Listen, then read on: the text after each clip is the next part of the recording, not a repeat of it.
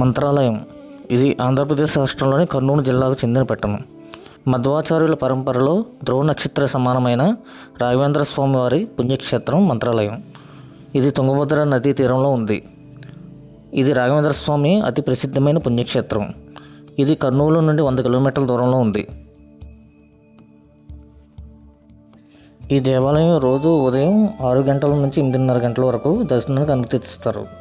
మధ్యలో అరగంట విరామం తర్వాత తిరిగి 9 గంటల నుంచి మధ్యాహ్నం 2 గంటల వరకు దర్శనానికి అనుమతిస్తారు. తిరిగి మధ్యాహ్నం 4 గంటల నుంచి రాత్రి 9 గంటల వరకు ఉచిత దర్శనం. ఇక్కడ ఎలాంటి ప్రత్యేక దర్శనాలు ఉండవు.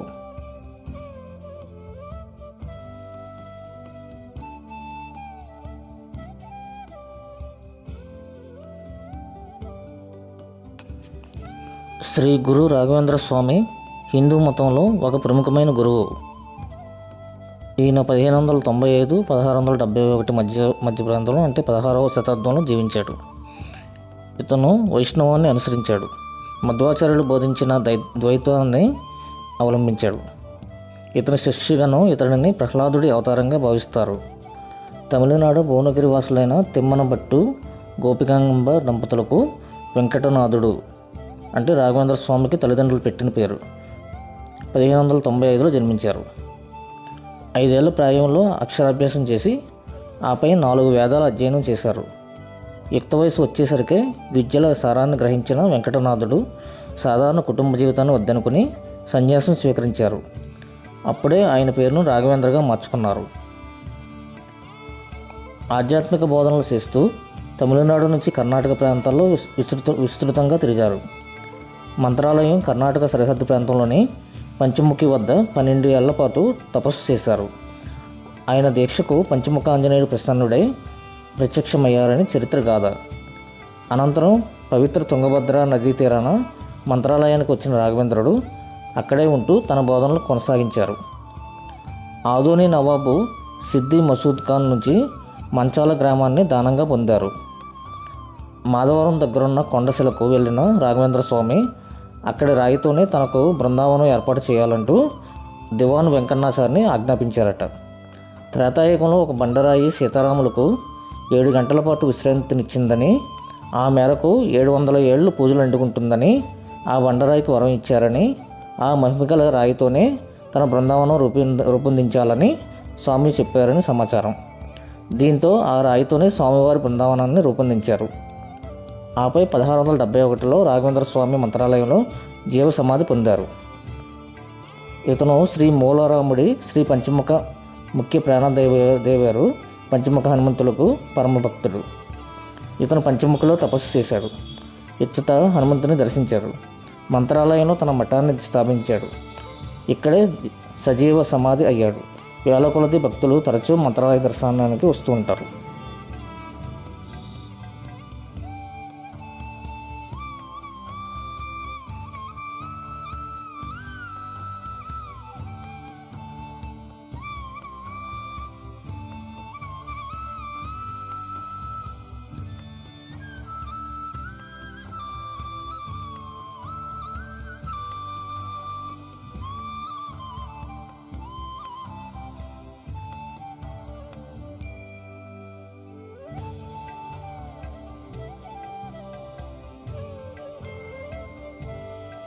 మంత్రాలయంలో భక్తుల వసతి కోసం మఠం ఆధ్వర్యంలో 500 గదులు ఉన్నాయి.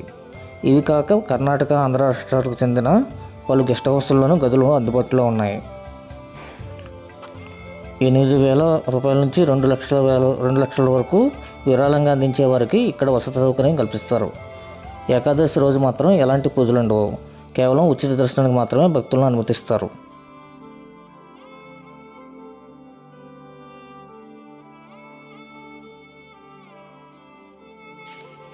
రాఘవేంద్ర స్వామి దర్శనానంతరం భక్తులకు ప్రత్యేకంగా పరిమళ ప్రసాదం అందిస్తారు.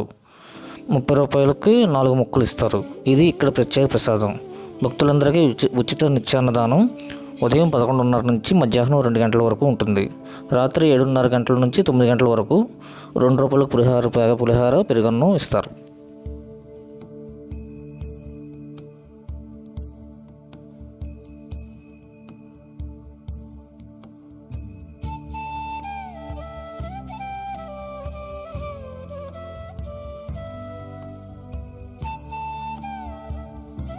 కర్ణాటక సరిహద్దులోని పంచముఖ ఆంజనేయ స్వామి ఆలయంలోనే రాఘవేంద్ర స్వామి 12 ఏళ్ల పాటు తపస్సు చేశారట. నాటి పంచముఖ ఆంజనేయుడి ప్రతిరూపము ఇక్కడ చూడొచ్చు. పాతూరు శ్రీ రాఘవేంద్ర స్వామి మొదట ఈ గ్రామానికి వచ్చి వెంకటేశ్వర స్వామి ఆలయాన్ని ఏర్పాటు చేశారట. ఇక్కడ స్వామివారి విగ్రహాన్ని స్వయంగా రాఘవేంద్ర స్వామి వారు చెక్కారట. వెంకన్న ఆచారి ఏకశిల బృందావనం రాఘవేంద్ర స్వామి ప్రధాన శిష్యుడు. ఈయన రాఘవేంద్ర స్వామి వద్ద 2 సంవత్సరాలు ఉన్నారట. ఆ మేరకు ఈ వెంకన్న స్వామి వారికి ఏకశిలతో బృందావనం కట్టించారు.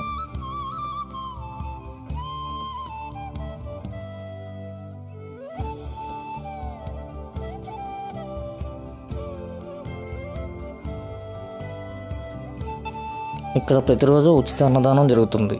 ఇక్కడ వివిధ కులస్తుల ఉచిత సత్రాలు ఉన్నాయి. ఇక్కడ గురువారం ప్రత్యేకత. ఇక్కడ సాయంత్రం స్వామివారి ఏనుగు అందరినీ దీవిస్తూ సందడి చేస్తుంది.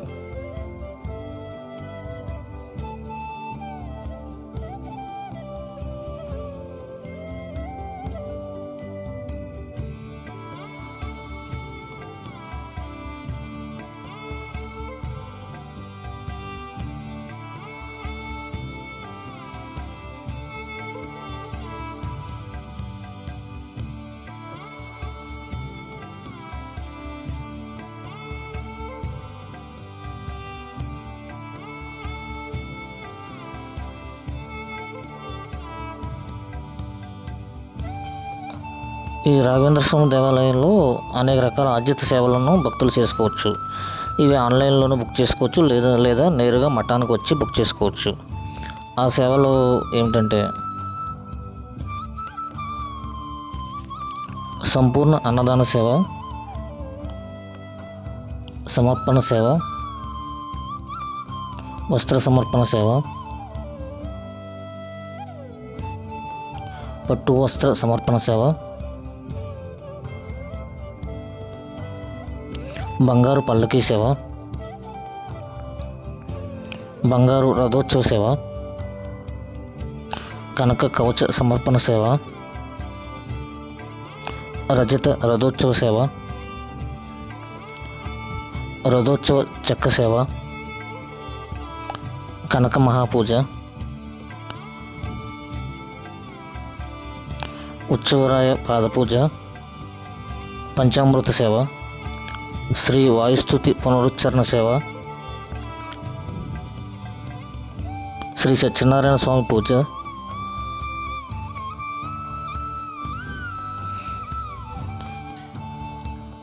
ఇలాగ అనేక రకాల ఆర్జిత సేవలను భక్తులు చేసుకోవచ్చు. ద్వాదశి ఆరాధనోత్సవాల సమయంలో పూజ వేళల్లో మార్పులు ఉంటాయి. మిగతా రోజుల్లో సాధారణమే.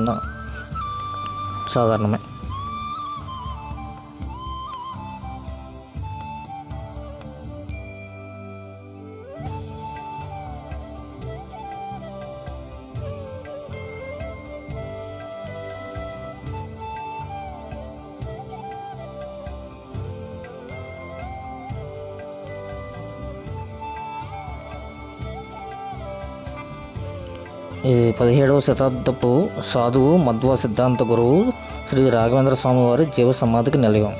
ఇది వేద అభ్యాస కేంద్రం. లక్షలాది భక్తులను ఆకర్షిస్తుంది. ఇక్కడ స్వామివారి బృందావనం, సత్రాలు మరియు సంస్కృత పాఠశాలలు ఉన్నాయి.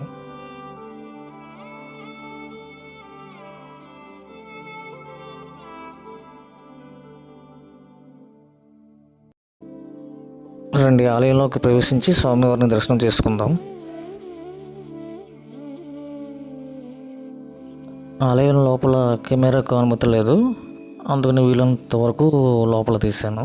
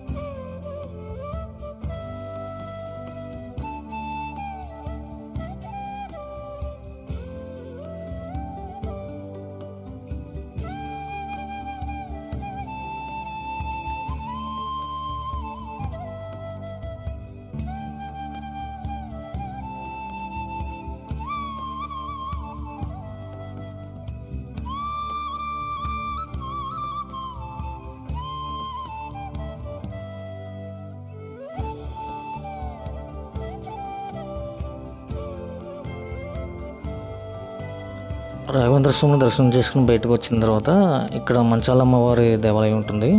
అక్కడ అమ్మవారిని దర్శనం చేసుకుందాం రండి. మంచాల అమ్మవారిని దర్శనం చేసుకోండి.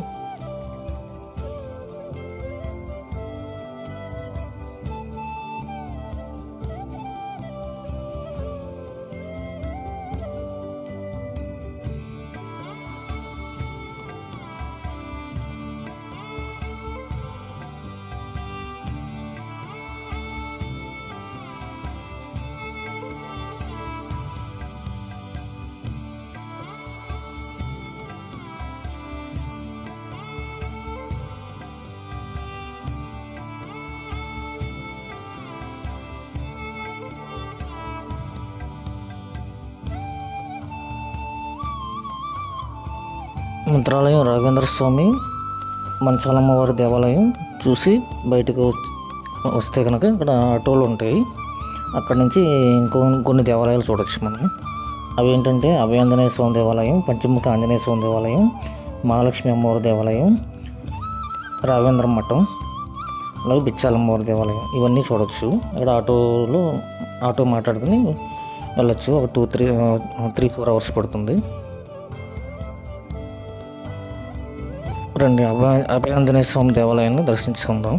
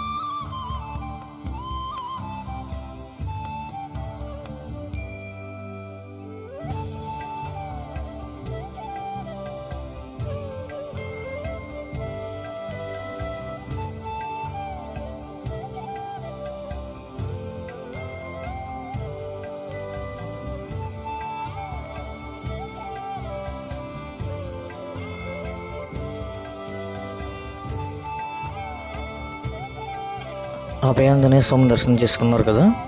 ఇప్పుడు ఇక్కడి నుంచి పంచముఖి ఆంజనేయ స్వామి దేవాలయానికి వెళ్దాం.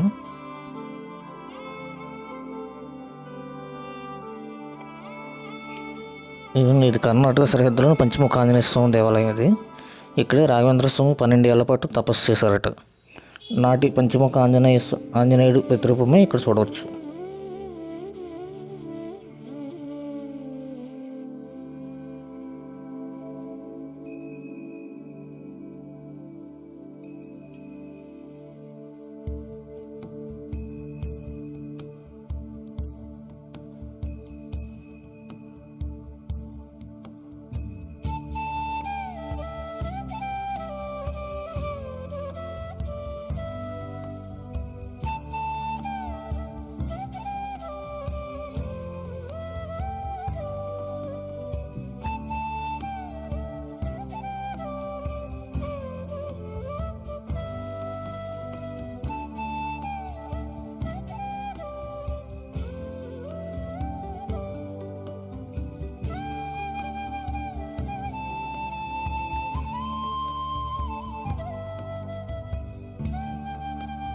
పంచముఖ ఆంజనేయ స్వామిని దర్శనం చేసుకున్నారు కదా. ఇక్కడి నుంచి మరో దేవాలయానికి వెళ్దాం, మహాలక్ష్మి అమ్మవారి దేవాలయం.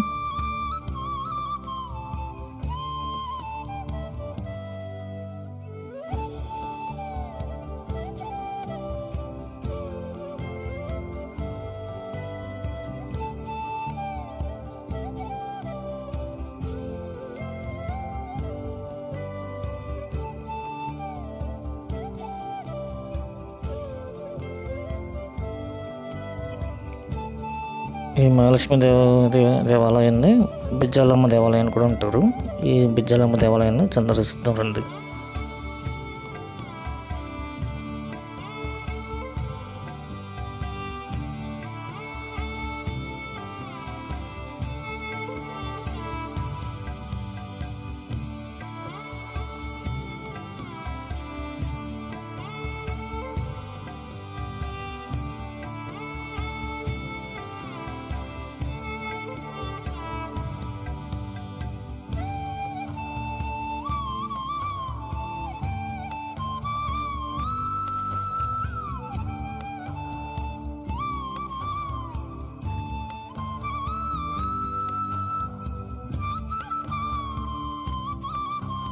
రండి, అమ్మవారిని దర్శనం చేసుకోండి.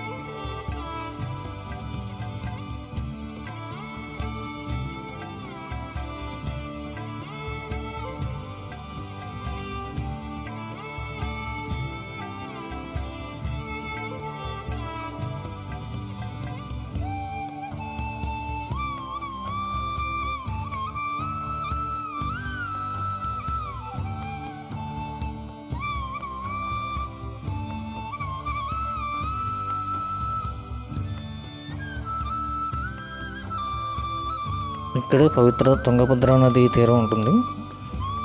చూడండి ఎంత అద్భుతంగా అందంగా ఉంటుంది.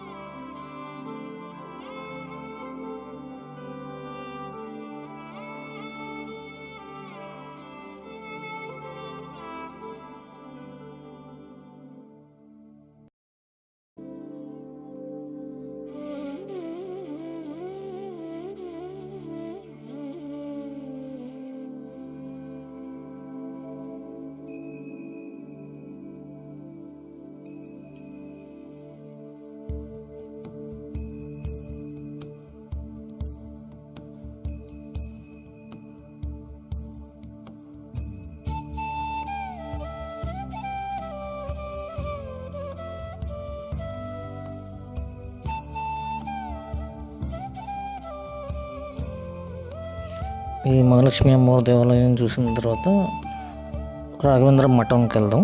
ఆ మఠం చూద్దాం రండి.